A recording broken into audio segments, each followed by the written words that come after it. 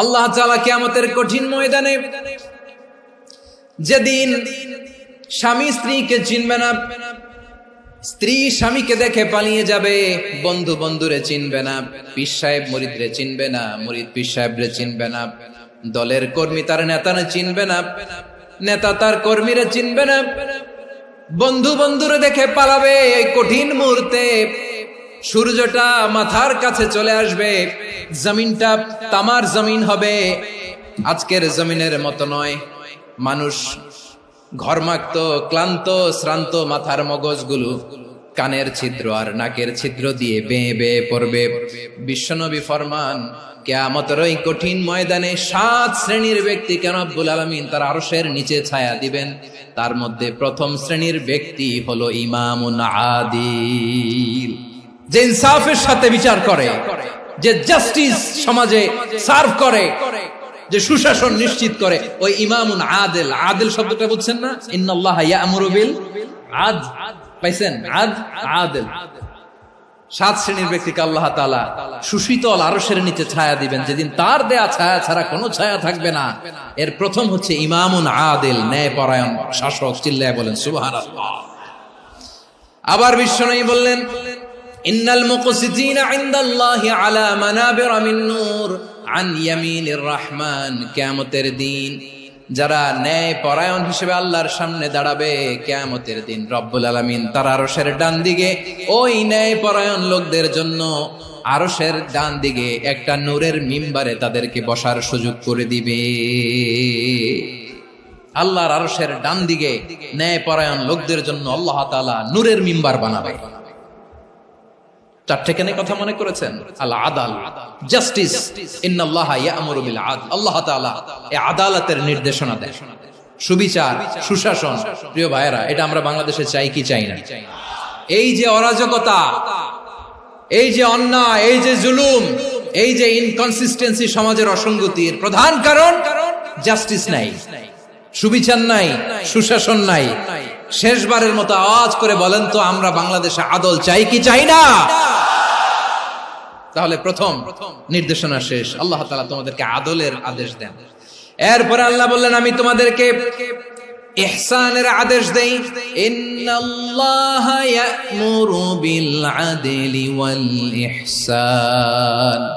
আমি তোমাদেরকে যেমনি আদলের নির্দেশনা দেই, তেমনি ভাবে তোমাদেরকে ইহসানের নির্দেশনা দেই। ইহসান, আওয়াজ করে সবাই বলেন তো ইহসান। ইহসান মানে কারো প্রতি সফট হার্টেড হওয়া, মহানুভব হওয়া, অনুগ্রহ পরায়ণ হওয়া, অনুগ্রহশীল হওয়া, একে অপরের প্রতি দয়াদ্র হওয়া। একে অপরের প্রতি দয়াদ্র, অনুগ্রহশীল হওয়া ছাড়া মানবিক সমাজ কশিনকালেও গঠন করা সম্ভব না। প্রিয় ভাইয়েরা, সুন্দর আচরণ দিয়ে, ইহসান দিয়ে যা জয় করা যায়, নরম আচরণ দিয়ে যেটা অর্জন করা যায়, কঠোরতা দিয়ে সেটা পারা যায় না। বিষ্ণু ঈসা ইসলাম ইহসান দিয়ে, কোমল আচরণ দিয়ে, তার অনুগ্রহ দিয়ে তিনি অনেক কাফিরের হৃদয়কে জয় করে ফেলেছেন। সাইয়েদনা সুমামা ইবনে উসাল রাদিয়াল্লাহু তাআলা আনহুর কথা মনে পড়ে যায়। তিনি ছিলেন ইয়ামামার বাদশা। মদিনাতে বিশ্বনবীকে হত্যা করার নিয়তে এসেছিলেন। গোপনে গোপনে বিশ্বনবীকে হত্যা করে আবার ইয়ামামাতে তিনি ফিরে যাবেন। কিন্তু কি অবাক করা কাণ্ড, হত্যা করতে পারে নাই, সাহাবাদের হাতে তিনি ধরা পড়ে গেলেন। সাইয়েদনা সুমামা ইবনে উসাল রাদিয়াল্লাহু তাআলা আনহু হত্যার নিয়তে আসলেন, কিন্তু হত্যা করতে পারলেন না। সাহাবারা ওনাকে ধরে ফেললেন, ধরে মসজিদে নববীর পিলারের মধ্যে বেঁধে রাখলেন। সুমামা ইবনে উসাল, সিরাত থেকে শুনে, সিরাত থেকে শোনাচ্ছি, রাদিয়াল্লাহু তাআলা আনহু ইয়ামামার অধিপতি ছিলেন। বিশ্বনবীকে হত্যার জন্য আসছেন, ধরা পড়ে গেছেন, এখন মসজিদে নববীতে বেঁধে রাখছে। তার মানে বন্দী। এখন স্ট্যাটাস কি? বন্দী, ক্যাপ্টিভ। তো বিষ্ণু ঈসা ইসলাম সাহাবাদেরকে বললেন, তার খোঁজ খবর নিও, সুমামা ইবনে উসালের খোঁজ খবর নিও। সাহাবার বলেন, ইয়া রাসূলুল্লাহ, আপনাকে হত্যা করতে এসেছে, তার তো কঠিন ক্যাপিটাল পানিশমেন্ট হওয়া দরকার, কঠিন শাস্তি হওয়া দরকার। বিশ্বনবী বললেন, না, আমি যেটা জানি তোমরা সেটা জানো না, তোমরা সুমামার সাথে ভালো আচরণ করো। বিশ্বনবী সুমামার কাছে গেলেন। প্রথম দিন যে তিনি কালেমার দাওয়াত দিলেন, ইমানের দাওয়াত দিলেন, ইসলামের দাওয়াত দিলেন, রিসালাতের দাওয়াত দিলেন, আখিরাতের দাওয়াত দিলেন। পরের দিন যে বিশ্বনবী সালাতের দাওয়াত দিলেন, যাকাতের দাওয়াত দিলেন, ইসলাম কি, কিভাবে, কেমন করে পালন করতে হয় চমৎকার আর্টিকুলেট করতে শুরু করলেন। তন্ময় হয়ে সুমামা ইবনে উসাল রাদিয়াল্লাহু তাআলা আনহু বিশ্বনবীর কথাগুলো শুনতে আরম্ভ করলো। একদিন নয়, 2 দিন নয়, টানা 3 দিন বিশ্বনবী সুমামার কাছে ইসলামকে প্রেজেন্ট করেছেন, উপস্থাপন করেছেন। আওয়াজ করে বলেন, কয় দিন? 3 দিন। 3 দিন মসজিদে নববীতে বাধা। আর সাহাবীদেরকে বললেন, তার খোঁজ খবর নিও, তোমরা যে রুটি বানাও এর মধ্যে সবচেয়ে ভালো আটার রুটিটা তারে দিও, সবচেয়ে রিফাইন্ড খেজুর, যেটা পিওর খেজুর, এটা তারে দিও। আর বিশ্বনবী নিজের উট থেকে দুধ দহন করে ওনার বাড়ির এক কর্মচারীকে বলেছেন, দুধ দহন করে সুমামার জন্য নিয়ে যেও। সুবহানাল্লাহ পড়বেন না? সবাই তো অবাক, ইয়ামামা থেকে আসছে নবীকে হত্যা করতে, বিশ্বনবী দেখে তারে জামাই আদর করে। 1 দিন নয়, 2 দিন নয়, টানা 3 দিন বিশ্বনবী এভাবে সুমামার কাছে যেয়ে ইসলামকে প্রেজেন্ট করতে আরম্ভ করলেন, ইসলামকে উপস্থাপন করতে শুরু করলেন। আর তাকে চমৎকার এন্টারটেইনমেন্ট, আপ্যায়ন দিতে আরম্ভ করলেন। টানা 3 দিন যখন ইসলামের দ্য বিউটিজ অফ ইসলাম, ইসলামের সুমহান বাণী, সৌন্দর্য তার কাছে উপস্থাপন শেষ, তাকে আপ্যায়ন শেষ, বিশ্বনবী বললেন সাহাবাদেরকে, যাও এবার সুমামার হাতের পায়ের রশি দুটো খুলে দাও। সাহাবারা তর্ক জুড়ে দিলেন, লা ইয়া রাসূলুল্লাহ, এমনটা করবেন না তো, ভয়ঙ্কর ভয়ঙ্কর খুনি, কি জানি কি হয়ে যায়। বিশ্বনবী বললেন, না, তার হাতে পায়ের রশিগুলো খুলে দাও। সাহাবারা বিশ্বনবীর কথা মতো তার হাতে পায়ের রশিগুলো খুলে দিল। সুমামা মুহূর্তের মধ্যে মসজিদে নববী থেকে বের হয়, ইয়ামামায় ফিরে না যে মসজিদে নববীর পাশে একটা খেজুর বাগান ছিল, সেখানে চলে গেলেন। সেখানে একটা ছোট্ট কুয়া ছিল, কুয়ার পানি দিয়ে তিনি গোসল করলেন। সুবহানাল্লাহ পড়েন। কুয়ার পানি দিয়ে গোসল করে মসজিদে নববীর সামনে এসে বিশ্বনবী এবং সাহাবাদের সামনে দাঁড়িয়ে সাব্বাবা উঁচু করে বললেন, আশহাদু আল্লা ইলাহা ইল্লাল্লাহ ওয়া আশহাদু আন্না মুহাম্মাদান আবদুহু ওয়া রাসূলুহু।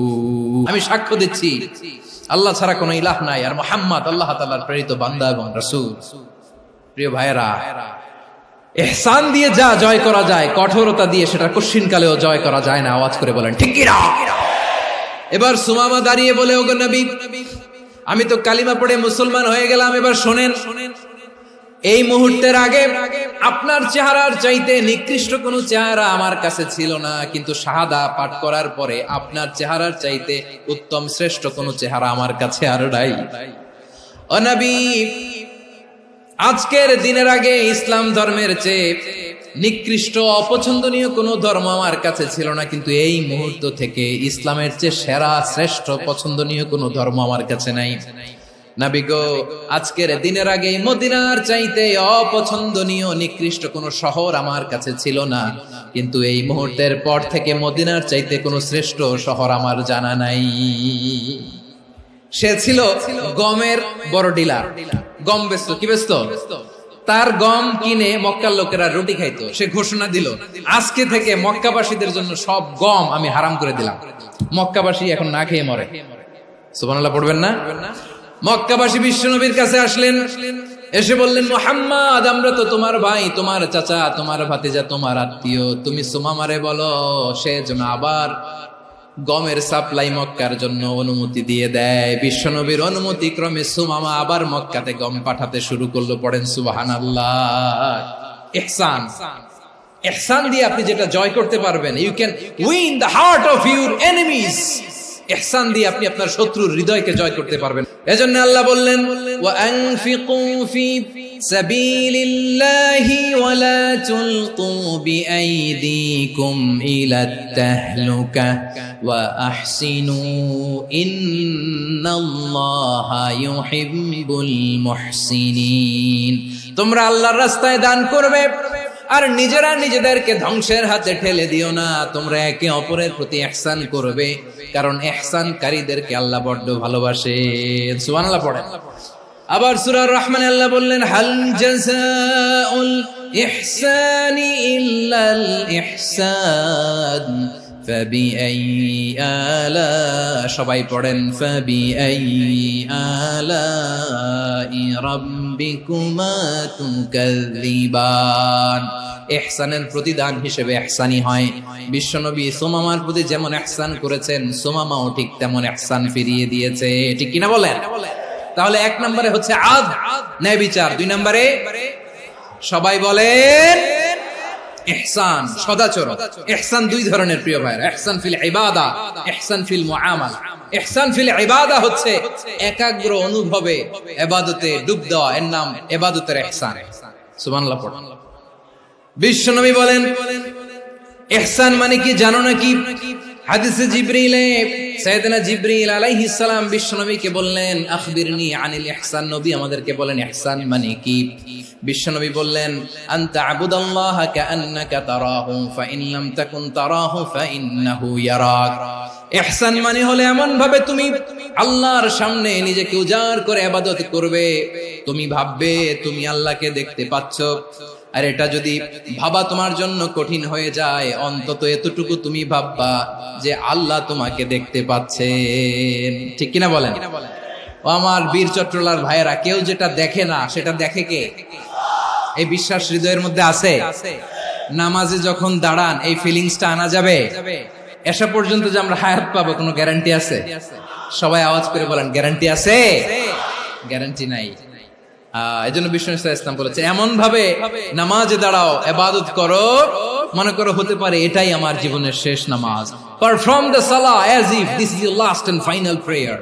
এমন ভাবে সালাতে দাঁড়াও, ভাবো হতে পারে এটাই তোমার জীবনের শেষ নামাজ।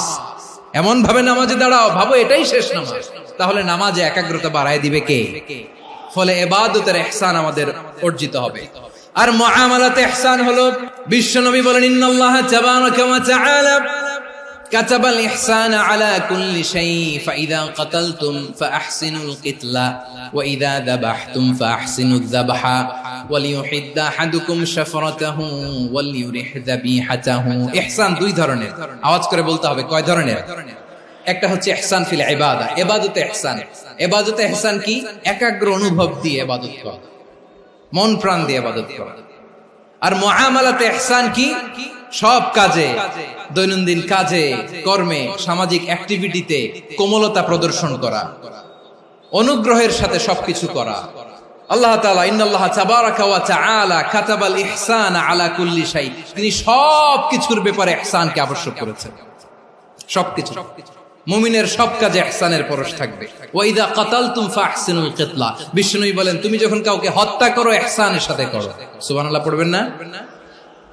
যখন হত্যা করো তখনও ইহসানের সাথে। আচ্ছা হত্যা করবো আবার ইহসান আসবে করতে, করে তো মেরেই ফেলবো আমি। আল্লাহ, ও ভাই একজন খুন করেছে, খুনি, রাষ্ট্রীয় আইনে তার শাস্তি হয়েছে ডেথ পেনাল্টি, মৃত্যুদণ্ড। এখন মৃত্যুদণ্ড দেখে আপনি যেমনি মন চায় তেমনি মারবেন লোকটারে? ওর নাক কেটে ফেলতে পারবেন? ওর কান কাটতে পারবেন? ওর চোখ উপড়ে ফেলতে পারবেন আপনি?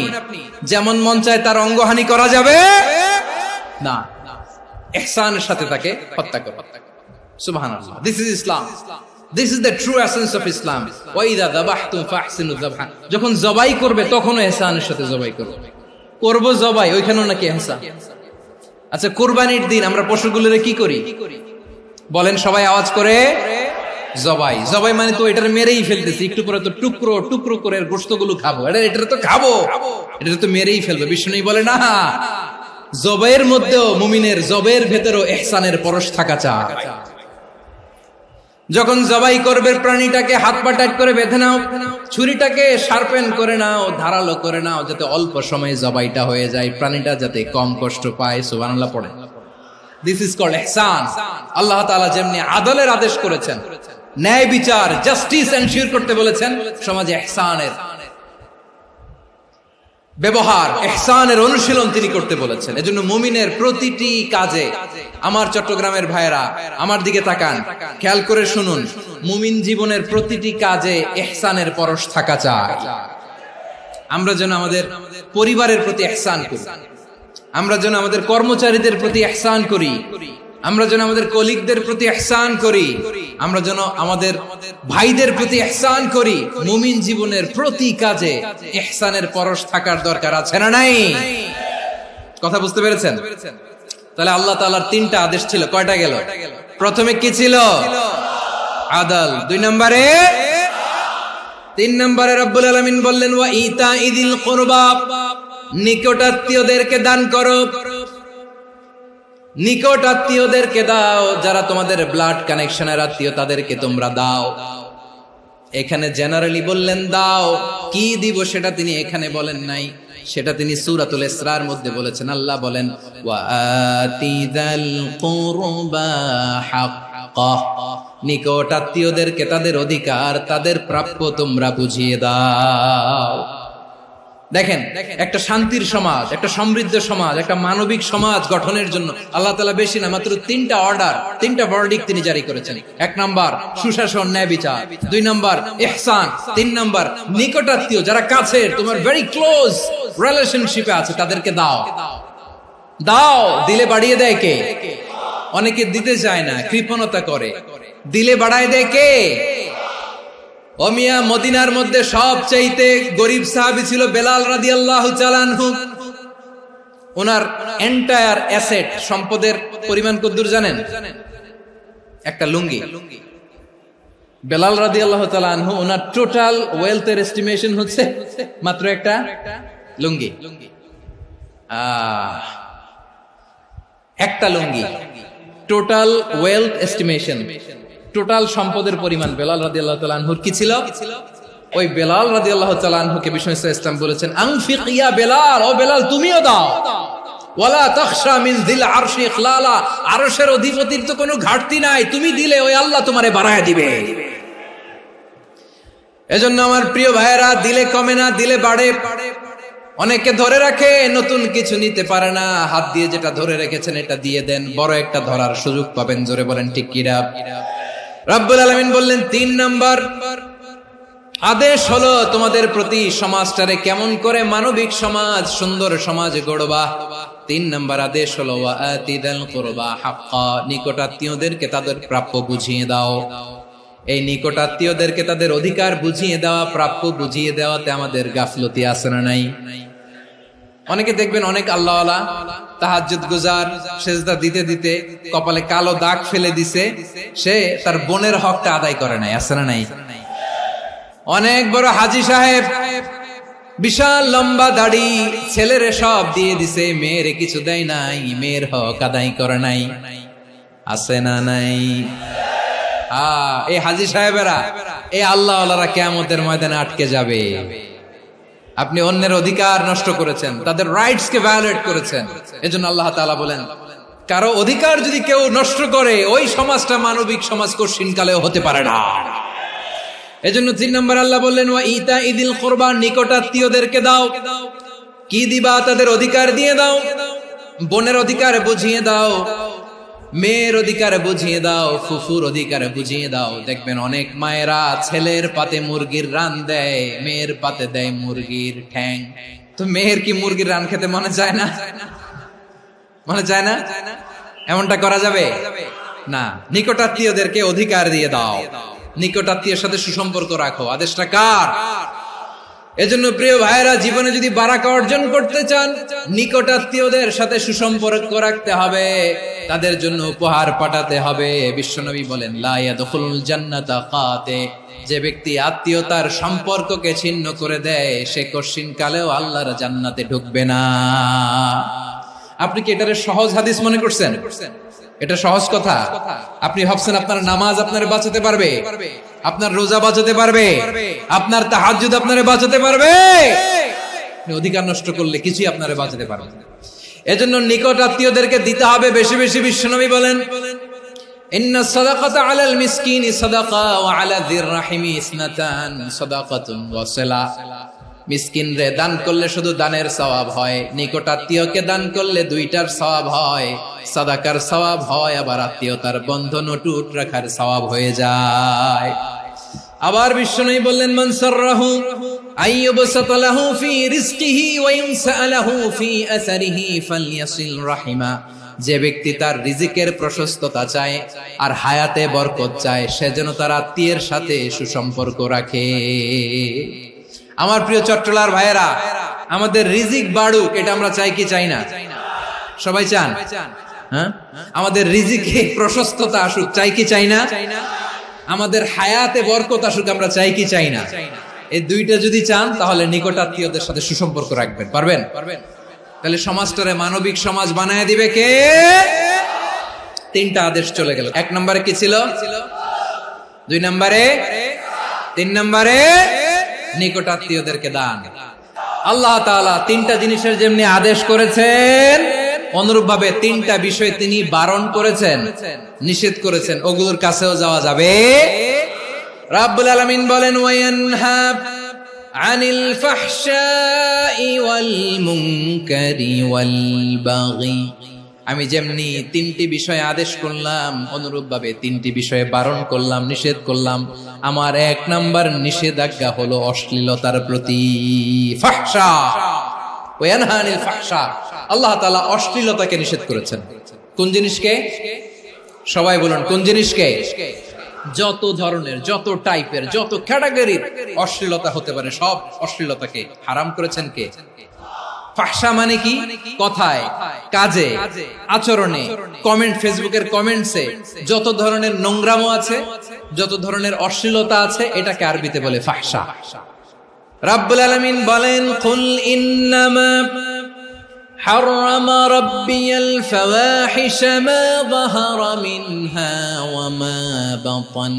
ও নবী, আপনি বলে দেন, আমার রব প্রকাশ্য, অপ্রকাশ্য, স্পষ্ট কিংবা অস্পষ্ট, দৃশ্যমান কিংবা অদৃশ্যমান সব অশ্লীলতাকে হারাম করেছেন। সব ধরনের অশ্লীলতা হারাম। আল্লাহ তাআলা আমাদেরকে অশ্লীলতা থেকে বাঁচান। এবার বলেন, আমাদের সমাজে অশ্লীলতা আছে না নাই?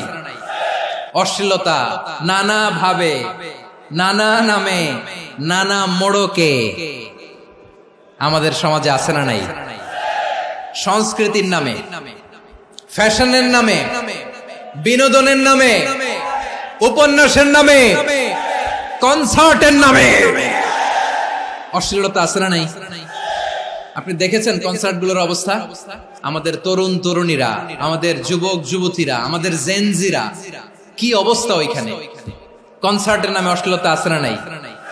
ছেলে মেয়ে একে অপরকে জড়ায় ধরতেছে, একে অপরকে চুমু খাচ্ছে, প্রকাশ্যে, দিবালোকে, গণমানুষের সামনে। আল্লাহ তাআলা এই অশ্লীলতা থেকে আমাদেরকে বেঁচে থাকতে বলেছেন। রূপালী জগতের নামে অশ্লীলতা আছে না নাই? এই টার্মটা আপনারা জানেন না? রূপালী জগৎ কি জগৎ? আসলে কি রূপালী জগৎ না অন্ধকার জগৎ? আমার বোনেরা, আপনাদেরকে যে কি বলে তারা বুঝায়, রূপালী জগৎ শুনেই আপনি ভরকে যাবেন না। রূপালী জগতে যে নারী যত বেশি উলঙ্গ, সে নাকি তত বেশি সাহসী। জানেন? বলে এটা একটা সাহসী নারী, খুব সাহসী পদক্ষেপ তার। যত বেশি শরীর থেকে কাপড় নামাতে পারবে, যত বেশি বস্ত্রহীন হয়ে নিজেকে প্রেজেন্ট করতে পারবে, সে নাকি তত বেশি সাহসী। আমার চট্টলার ভাইয়েরা, শয়তানের প্রথমে এজেন্ডা ছিল বনি আদমকে বস্ত্রহীন করা।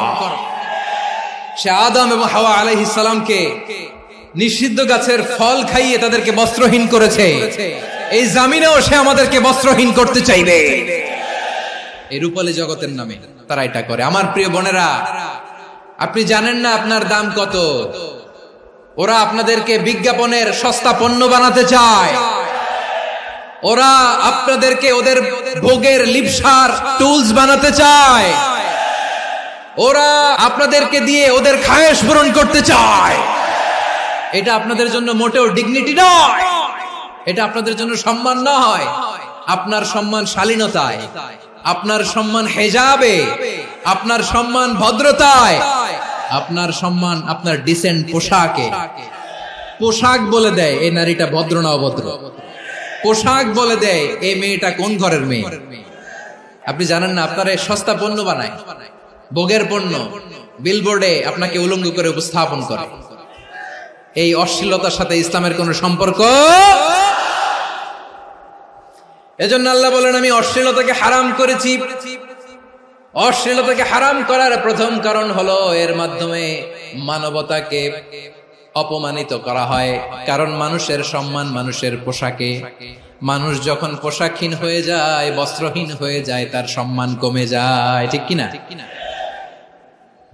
অশ্লীলতাকে হারাম করার প্রথম কারণ হচ্ছে মানুষ মানুষকে অপমান করে। একটা নারী, সে তো সম্মানিত, নারী যে কত সম্মানিত নারীরা এটা বুঝেই নাই। বিশ্বনবী বলেন আদ-দুনিয়া কুল্লুহা মাতা ওয়া খায়রু মাতা'আদ দুনিয়া আল মারআতু সালিহা। আমার বোনেরা, 5টা প্যান্ডেলে আপনারা এলইডিতে আমার আলোচনা শুনছেন, আমি জানি। আপনাদের এই গর্ভ যে কত দামি আপনি জানেন না। আপনার পেট থেকেই আসবে আগামী দিনের সালাহুদ্দিন আল আইয়ুবী। আপনার পেট থেকেই আসবে অনাগত দিনের ইমাম মাহদী আল মুনতাযর। আপনার পেট থেকেই আসবে অনাগত দিনের ফয়সাল, ওয়াসিম, মুগ্ধ, আবু সাইদের মতো বীর যোদ্ধা। আমার প্রিয় বোনেরা, আমার প্রিয় বোনেরা, বিশ্বনবীর কথার ওজন খেয়াল করেন। আদ-দুনিয়া কুল্লুহা মাতা ওয়া খায়রু মাতা'আদ দুনিয়া আল মারআতু সালিহা। দুনিয়ার সবকিছুই অ্যাসেট, এর মধ্যে সবচেয়ে দামি অ্যাসেট নেককার নারী।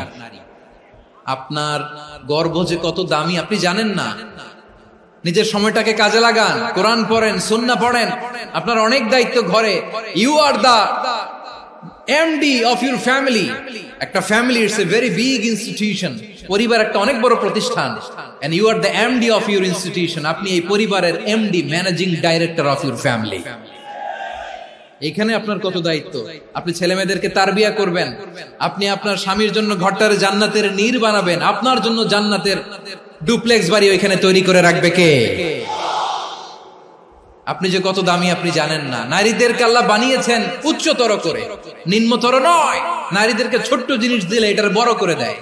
নারীদেরকে ভ্রূণ দিলে, শুক্রাণু দিলে নারী এটারে বাচ্চা হিসেবে উপহার দেয়, ঠিক কিনা? বিয়ের মাধ্যমে স্বামী যখন তার শুক্রাণু তার স্ত্রীকে উপহার দেয়, স্ত্রী রিটার্নে কি উপহার দেয়? ফুল ফর্ম বেবি, মানব সন্তান। দেখছেন, আপনি দিলেন একটুকুনি, দিছে বিশাল। আপনি যদি নারীকে বাজার এনে দেন, নারী এটাকে সুস্বাদু খাবারে রূপান্তর করে দেয়। আপনি তাকে একটা মুচকি হাসি দিয়ে দেন, সে তার কলিজা দিয়ে দেয়। কিন্তু যদি আপনি তার মনে কষ্ট দেন, সে আপনার জীবনকে জাহান্নাম বানায়া দেয়। নারীর মন বুঝতে পারলে নেয়ামত, বুঝতে না পারলে কিয়ামত। আমার প্রিয় বোনেরা, আপনি যে কত দামি আপনি জানেন না। অনেক দামি আপনি। আপনাদেরকে যেন ভোগের সস্তা পণ্য বানাতে না পারে, আপনাদেরকে সচেতন থাকতে হবে। তাহলে কেন আল্লাহ তাআলা এই ফাহশা, অশ্লীলতাকে হারাম করলেন? 1 নাম্বার, এতে হিউম্যান ডিগনিটি কমে। 2 নাম্বার, এতে মানুষের অধিকার নষ্ট হয়। আপনি বিয়ে করেছেন, এরে পরকিয়া করেন, ওর সাথে এরকম আছে না নাই? স্ত্রীর অধিকার নষ্ট করেছেন। আপনি বিবাহ সম্পর্কে আবদ্ধ হয়েছেন তার সাথে, আপনি পরকিয়া করেন ওই ছেলের সাথে, আপনি আপনার হাজবেন্ডের সাথে বিট্রে করেছেন। এজন্য আল্লাহ অশ্লীলতাকে হারাম করেছেন। অশ্লীলতাকে হারাম করার আরেকটা কারণ হচ্ছে আল্লাহ তাআলা এই হিউম্যান জেনারেশনকে এটাকে প্রিজার্ভ করতে চায়। হিফজুন নাসল, এটা মাকাসিদুশ শরিয়ার অনেক গুরুত্বপূর্ণ একটা মাকাসিদ, অনেক গুরুত্বপূর্ণ। আপনার নাসল, আপনার জেনারেশনকে সংরক্ষণ করা। এই যে আসতেছে ফেব্রুয়ারি, কত ফেব্রুয়ারি জানো? এটা কি বিশ্ব ভালোবাসা দিবস? হ্যাঁ, কি দিবস? এই বিশ্ব ভালোবাসা দিবসের সাথে মুসলমানদের কোনো সম্পর্ক নাই। আমার প্রিয় ভাইরা, এই যে আপনি অবৈধ সম্পর্কে জড়ালেন, কেন আল্লাহ অশ্লীলতাকে হারাম করেছে দেখেন। বলতেছিলাম যে এটা আপনার নাসল, আপনার জেনারেশন, আপনার লিনিয়েজ, আপনার বংশকে প্রিজার্ভ করা। কে কার বাবা, কে কার মা, বাবা মা জানা, প্রজন্মকে প্রিজার্ভ করা, এটা ইসলাম ওয়াজিব করে দিয়েছে। এই যে অবৈধ সম্পর্কের কারণে, বিশ্ব বেহায়া দিবসের কারণে, এগুলোর আউটকাম, আউটপুট হিসেবে মাঝে মাঝে এই ঢাকা মেডিকেলের ডাস্টবিনে নবজাতকের বাচ্চার কান্নার আওয়াজ শুনতে পাওয়া যায়। চট্টগ্রাম মেডিকেলের ডাস্টবিনে নবজাতকের কান্না শুনতে পাওয়া যায়। বীর চট্টলার মুসলমানেরা বুঝতে পারলে আওয়াজ করে বলেন, এই যে চট্টগ্রাম মেডিকেলে যে নবজাতকটা পাওয়া গেল, ওর বাবাকে আমাকে বলেন, ওর মাকে, ও কোন ফ্যামিলির সন্তান কেউ জানে? আপনি হিউম্যান ডিগনিটিকে অপমান করেছেন না? আপনি তার ভবিষ্যৎকে অন্ধকার করেছেন না? আপনি তার লিনিয়েজকে প্রশ্নবিদ্ধ করে দিয়েছেন না? এই জন্য আল্লাহ তাআলা অশ্লীলতাকে আমাদের জন্য হারাম করে দিয়েছেন। পড়েন সুবহানাল্লাহ। এই জন্য রাব্বুল আলামিন বলেন, কুল ইন্নামা হারামা রাব্বিয়াল ফাওয়াহিশা মা যাহারা মিনহা ওয়া মা বাতান। প্রকাশ্য অপ্রকাশ্য সব অশ্লীলতাকে হারাম ঘোষণা করে দিয়েছে কে? আবার দুনিয়ার বুকে যারা অশ্লীলতার প্রসার করে তাদের জন্য শাস্তি মজুদ রেখেছে কে? রব্বুল আলামিন বলেন, ইন্নাল্লাযীনা ইউহিব্বুনা আন তাশিআল ফাহিশাতু ফিল্লাযীনা আমানু লাহুম আযাবুন আলীমুন ফিদ দুনিয়া ওয়াল আখিরাতি ওয়াল্লাহু ইয়ালামু ওয়া আনতুম লা তা'লামুন। নিশ্চয়ই যারা বিশ্বাসীদের মাঝে অশ্লীলতার প্রচার প্রসার করতে চায় তাদের জন্য আমি মর্মন্তুদ শাস্তি প্রস্তুত করে রেখেছি, দুনিয়াতেও রেখেছি, আখিরাতেও রেখেছি। ঘোষণাটা কার? যারা এই নাটকের নামে, সিনেমার নামে, রূপালী জগতের নামে, মুভির নামে, ওটিটি প্ল্যাটফর্মের নামে আমার সমাজে অশ্লীলতা ছড়াতে চায় তাদের জন্য কঠিন মর্মন্তুদ শাস্তি মজুদ রেখে দিয়েছে কে? ও আমার বোনেরা, এখনো আপনি জাগবেন না? এখনো আপনার চিন্তার দুয়ারে এখনো নাড়া পড়ে নাই? ওরা আপনাকে উলঙ্গ বানাতে চায়, ওরা আপনাকে আইটেম গার্ল বানাতে চায়। এজন্য ইসলাম অশ্লীলতাকে হারাম করেছে। হারাম। ইসলাম বলেছে যোজন যোজন দূরে থাকো, ওরা বলে না কাছে আসো, কাছে আসার গল্প, ক্লোজ আপ ওয়ান, কাছে আসার গল্প আছে না নাই? তাহলে অশ্লীলতার সাথে আমাদের কোনো সম্পর্ক? সবাই বলতে পারেননি, আওয়াজ করে বলুন, অশ্লীলতার সাথে আমাদের কোনো সম্পর্ক? আমরা এই সমস্ত ক্লোজ আপ ওয়ান, কাছে আসার গল্পের প্রোগ্রামে যাব? আমরা কোন ধরনের অশ্লীল কন্টেন্ট সোশ্যাল মিডিয়ায়, টিভিতে দেখব? কি যুগ যে আমরা কাটাচ্ছি আপনি কল্পনা করতে পারবেন না। পর্ন ইন্ডাস্ট্রি, নারী পুরুষের বস্ত্রহীন যুগল দৃশ্য, এটাকে দিয়ে ওরা কোটি ডলারের ইন্ডাস্ট্রি বানিয়েছে। পুরো মানব ইতিহাসে এরকম জঘন্য সময় মানব ইতিহাস পার করে নাই। পর্ন এটা ইন্ডাস্ট্রি হয়ে গেছে। আমাদের এই যুবকগুলো, জেনজি গুলো, ওদের চরিত্র বাঁচাবে কি করে? কেমন করে হেফাজত করবে ওদের এই মূল্যবান চরিত্র? আমার প্রিয় ভাইরা, এই অশ্লীলতার দ্য লেটেস্ট ভার্সন হচ্ছে LGBTQ, শরীফ থেকে শরীফা। শুনছেন আপনারা? দেখতে পুরুষ, আসলেই পুরুষ, সুস্থ একজন পুরুষ, 4 সন্তানের বাবা, বলে আমি মনে মনে নারী। দেখতে নারী, সুস্থ নারী, আসলেই সে দিব্যি একজন নারী, বলে আমি মনে মনে পুরুষ। সবচেয়ে ভয়ঙ্কর অশ্লীলতার সবচাইতে লেটেস্ট ভার্সন হচ্ছে এই ট্রান্সজেন্ডারিজম। সুস্থ পুরুষ তার বায়োলজিক্যাল গ্রোথকে হরমোন দিয়ে স্টপ করে দিয়ে সে সার্জারি করে নারী হতে চায়। সুস্থ নারী পুরুষ হতে চায়। পুরুষ পুরুষের প্রতি সেক্সুয়ালি আকর্ষণ বোধ করে। এটা লূত আলাইহিস সালামের কওমের মধ্যে ছিল। এটাকে আল্লাহ কোরআনে ফাহিশা বলেছেন। ওয়ালুতান ইয قال لقومه أتأتون الفاحشة ما سبقكم بها من أحد من العالمين। লূত আলাইহিস সালাম বললেন, তোমরা কি এমন এক অশ্লীল কার্যক্রমে ডুব দিলে নাকি যেটা গোটা বিশ্বের কেউ কখনো করে নাই, তোমরাই প্রথম করেছো? পড়েন না আউযুবিল্লাহ। এই পশ্চিমের এই রোগ আমার দেশে যেন আসতে না পারে, আমাদের সজাগ থাকতে হবে। প্রিয় ভাইরা, চিল্লায় বলেন ঠিক কি না? পশ্চিমের অবস্থা ভয়ঙ্কর। পাশ্চাত্যে, আমি যুক্তরাষ্ট্রে ছিলাম অনেকদিন, কয়েক মাস, বিভিন্ন স্টেটে ঘুরেছি। গার্ডিয়ানরা উদ্বিগ্ন, ছেলে মেয়েদেরকে, ছোট্ট ছেলে মেয়ে, ওদেরকে জিজ্ঞেস করে, তুমি how do you feel right now inside yourself? তুমি ভিতরে ভিতরে কেমন ফিল করো? তোমার কি ছেলে ছেলে লাগে না মেয়ে মেয়ে লাগে? আচ্ছা বলেন, এই ছোট্ট বাচ্চাটা ওকে এগুলো জেন্ডার অ্যাসাইনমেন্ট বলতে এগুলো কিছু বুঝে? এইভাবে মিসগাইড করা হচ্ছে। কৌতূহল বশত ছোট্ট ছেলে যদি বলে আমার তো মেয়ে মেয়ে লাগে, তখন বলে যে না তুমি মেয়ে, ছেলে না। মা বাবা বাধা দিলে ওকে আলাদা গভর্নমেন্ট হাউসে নিয়ে যায়। ভয়ঙ্করতম অবস্থা। আমরা একটা সময় শুনতাম যে হুজুর আমার ছেলেটা খুব ভালো, হাফেজে কোরআন, আল্লাহওয়ালা। হুজুর আমার ছেলে দাড়ি রাখছে, আল্লাহওয়ালা। হুজুর আমার ছেলে 5 ওয়াক্ত সালাত জামাতের সাথে পড়ে, তার মানে আল্লাহওয়ালা।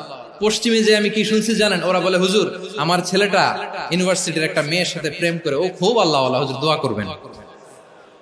এর কারণ ওদের কাছে আল্লাহওয়ালার ক্রাইটেরিয়া হচ্ছে, হুজুর আমার ছেলেটা আরেক ছেলের পছন্দ করে নাই, আমার মেয়েটা আরেক মেয়েকে ভালোবাসে নাই, এজন্য আমার ছেলেটা আল্লাহওয়ালা, হুজুর ওর জন্য একটু দোয়া করে দিয়ে। কি চ্যালেঞ্জ ওরা ফেস করতেছে। ওনার ছেলে যে আরেক ছেলেরে বিয়ে করবে না, এটাতেই উনি খুশি যে আলহামদুলিল্লাহ আমার ছেলেটা একটা মেয়েরে ভালোবাসে, আমার মেয়েটা একটা ছেলেরে ভালোবাসে, মানে এটা খুব আল্লাহওয়ালা। নাউজুবিল্লাহ পড়তে পারলেন না? এজন্য অশ্লীলতার সাথে আমাদের কোন সম্পর্ক। রাব্বুল আলামিন বলেন, ওয়ায়ানহা আনিল ফাহশাই ওয়াল মুনকারি ওয়াল বাগি, তিনটা জিনিসকে আমি নিষিদ্ধ করলাম। এক নাম্বার হলো ফাহশা, অশ্লীলতা। দুই নম্বরে হলো মুনকার, সমস্ত মন্দ কাজ। মুনকার মানে হচ্ছে যত মন্দ কাজ, খারাপ কাজ, বাজে কাজ, এটার বলে মুনকার। এটার কি বলে? আপনারা পড়ছেন না, তা'মুরুনা বিল মা'রুফি ওয়া তানহাউনা আনিল মুনকার। সৎ কাজের আদেশ, অসৎ কাজের নিষেধ। মুনকার, মুনকার হচ্ছে মানুষের স্বাভাবিক বিবেক বোধ যেটাকে খারাপ বলে, ওইটাই মুনকার। পৃথিবীর সব আসমানি গ্রন্থ যেটাকে খারাপ বলেছে, মানুষের স্বাভাবিক বিবেক বোধ যেটাকে খারাপ বলেছে, এগুলো সব মুনকার। যেমন ইফতিজিং, এটা কি ভালো না খারাপ?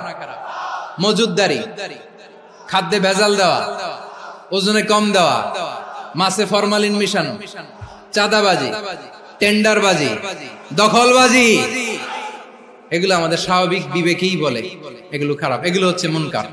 আল্লাহ তাআলা এই মুনকার থেকে আমাদেরকে বেঁচে থাকতে বলেন, আর শয়তান এই মুনকারের প্রতি আমাদেরকে উদ্বুদ্ধ করে।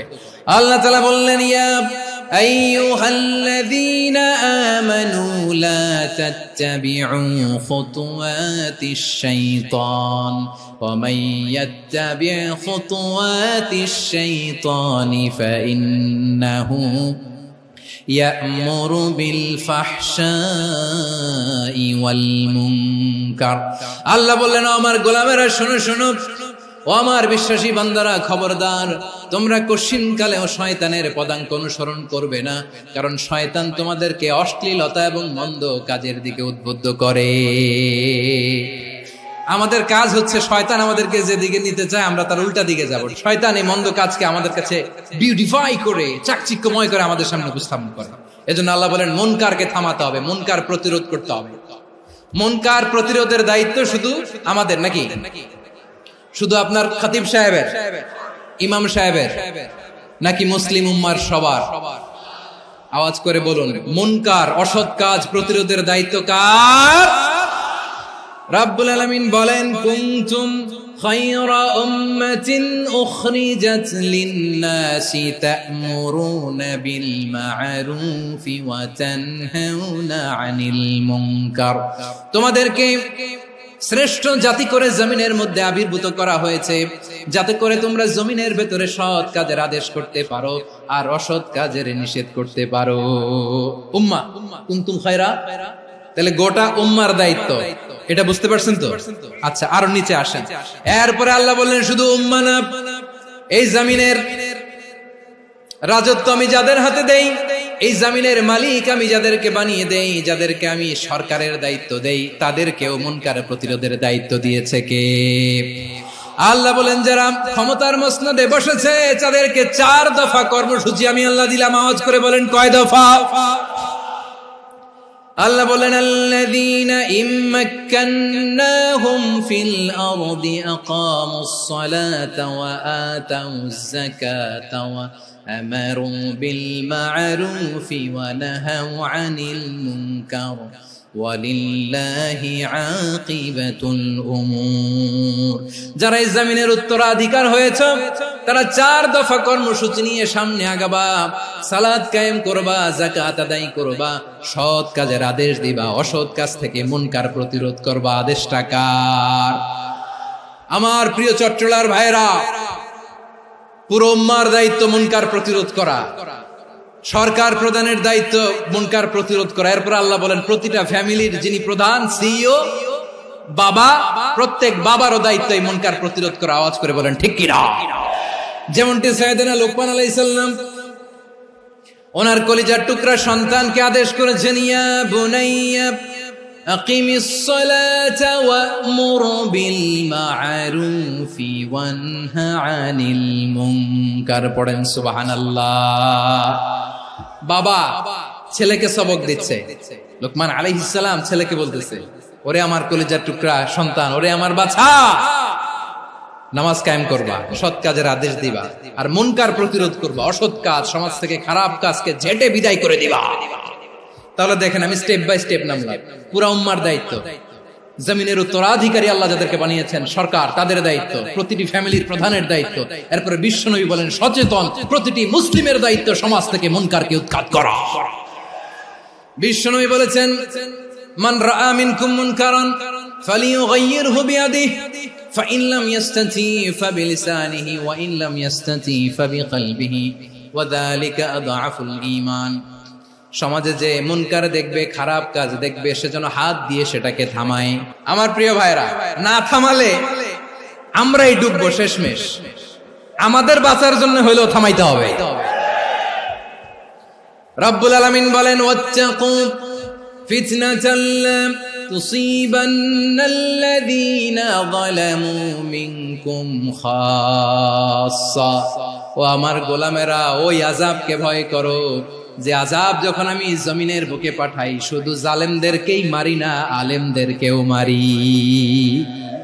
আযাব যখন আসে তখন শুধু জালিমই মরে না, আলেমও মরে। জানেন, মুসা আলাইহিস সালামের পায়ে একবার লাল পিঁপড়া, তো উনি রেগে মেগে পাশি দেখে লাল পিঁপড়ার বাসা, পা দিয়ে ডলে মুছে সবগুলো পিঁপড়া মেরে ফেলছে। এই ঘটনাটা আল্লাহ ঘটিয়েছেন এজন্য মুসা আলাইহিস সালাম ছিলেন কালিমুল্লাহ, সরাসরি আল্লাহর সাথে কথা বলতেন। তিনি আল্লাহকে জিজ্ঞেস করেছিলেন, আল্লাহ তুমি যখন কোন জনপদে আযাব পাঠাও, শাস্তি দাও, ওখানকার শুধু জালেমরাই তো মরে না, ভালো মানুষগুলাও মরে, তো আযাব দিবা মুশরিকদের উপর দিবা, অবাধ্যদের উপর দিবা, ভালো মানুষগুলোরে মারো কেন? আল্লাহ বললেন, মুসা তোমার যে কামড় দিছিল পায়ের মধ্যে পিঁপড়া, কয়টা পিঁপড়া? একটা পিঁপড়া, তো সবগুলারে মারলা কেন? রেগে মেগে পুরো পিঁপড়ার বাসা ভেঙে মেসাকার করলা কেন? আমি যখন অ্যাকশনে যাই, আমি যখন শাস্তি দেই, তখন এত বাস বিচার করা হয় না, বাস বিচার করা যায় না। যখন অ্যাকশনে যাওয়া হয় ওইটা ডাইরেক্ট অ্যাকশন হয়ে যায়। চিল্লায় বলো ঠিক কিনা? এজন্য আমাদের বাঁচার জন্য হলেও এই পাপ থামাতে হবে, এই শয়তানের অট্টহাসি থামাতে হবে, অন্যায় অপরাধ সমাজ থেকে আমাদের থামাতে হবে। কারণ আযাব আসলে ওরাও মরবে, আমরাও মরব। একটা জাহাজ 2 তলা, আপনি আছেন 2য় তলায়, নিচের তলার কিছু লোক জাহাজের তলা ছিদ্র করতে আরম্ভ করছে। কি ছিদ্র করতেছে? আচ্ছা, জাহাজের তলা ছিদ্র করলে তলা দিয়ে কি ঢুকে? এখন আপনি যদি বলেন আমার কি, আমি তো 2 তলায়, আমি তো ভালো আছি, ওরা ছিদ্র করে ওরা মরবে। আসলে কি শুধু ওরা মরবে? তলা দিয়ে যখন পানি ঢুকবে, জাহাজ ঢুকলে আপনিও মরবেন। এজন্য নিজে মরার আগে ওই পাগলগুলোর নিচতলায় যে থামাতে হবে। চিল্লায় বলেন ঠিক কিনা? এজন্য আল্লাহ বললেন, মুনকার প্রতিরোধের দায়িত্ব সমাজের টপ টু বটম সবার। এজন্য মুনকার প্রতিরোধ করার দরকার আছে না নাই? সমাজে এই যে ইফটিজিং হয়, আপনার বোনের বয়সী একটা মেয়েকে কিছু বকাটে টিটকারি করে, এই বলে সেই বলে, নোংরা কথা বলে, রাস্তায় দেখেও আপনি পাশ দিয়ে না দেখার মতো চলে যান কেন? আপনি দাঁড়ান না কেন? আপনি দাঁড়ালেই তো থেমে যাবে, কারণ সত্যের যে শক্তি তার সামনে মিথ্যা মুখ থুবড়ে পড়ে। আপনার সামনেও কিছুই না, নাথিং। আপনি দাঁড়ান, ওকে প্রশ্ন করেন যে আমার বোনকে তুমি ডিস্টার্ব করো কেন? আপনাকে দেখে আরো 5 জন দাঁড়াবে, 5 জনকে দেখে আরো 10 জন দাঁড়াবে। আমাদের নীরবতা আর আমাদের নিশ্চুপ থাকাই জালিমদেরকে আরো শক্তিশালী জালিম বানিয়েছে। এজন্য মুনকার প্রতিরোধের দায়িত্ব আমাদের সবার। টেন্ডারবাজি, চাঁদাবাজি, দুর্নীতি, অপরাধ, দখলদারিত্ব, মজুদদারি, এগুলো সবকিছু একসাথে প্রতিরোধ করতে হবে। ঠিক কিনা বলেন? একটা মানবিক সমাজ যদি চাই, প্রতিরোধ করতে হবে। প্রিয় ভাইয়েরা, আল্লাহর শপথ নিয়ে বলি, এই নাসিহাত গুলো সবার জন্য, সব দলের জন্য, সব মতের মানুষের জন্য। আমরা কোন দলের প্রতি মানুষকে ডাকি না, আমরা ডাকি ইসলামের দিকে।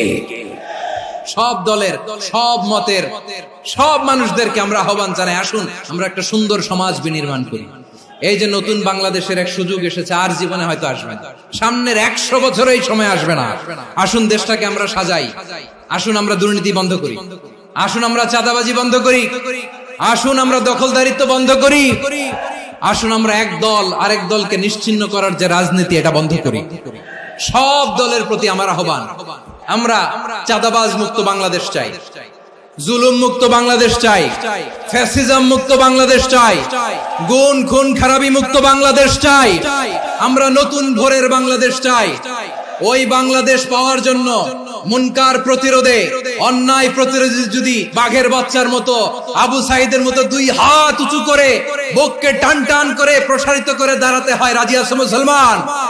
রাব্বুল আলামিন বলেন, ওয়ায়ানহা আনিল ফাহশাই ওয়াল মুনকারি ওয়াল বাগি ইয়াইযুকুম লাআল্লাকুম তাযাক্কারুন। আল্লাহ বললেন, আমি অশ্লীলতাকে নিষেধ করি, আমি সব ধরনের মন্দ কাজকে নিষিদ্ধ করি, সব শেষে আমি সীমা লঙ্ঘনকে তোমাদের জন্য নিষিদ্ধ করি।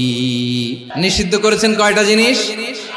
1 নম্বরে অশ্লীলতা, 2 নম্বরে মুনকার তথা সব মন্দ কাজ, 3 নম্বরে আল বাগি, সীমা লঙ্ঘন, ক্রসিং দ্য লিমিট।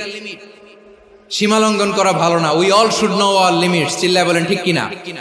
একই আয়াতে আল্লাহ বললেন, কুল ইন্নামা হারামা রাব্বিয়াল ফাওয়াহিশা মা যাহারা মিনহা ওয়া মা বাতানা ওয়াল ইসমা ওয়াল বাগিয়া বিগাইরিল হক।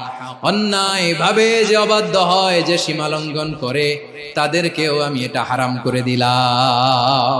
সীমা লঙ্ঘন করা হারাম।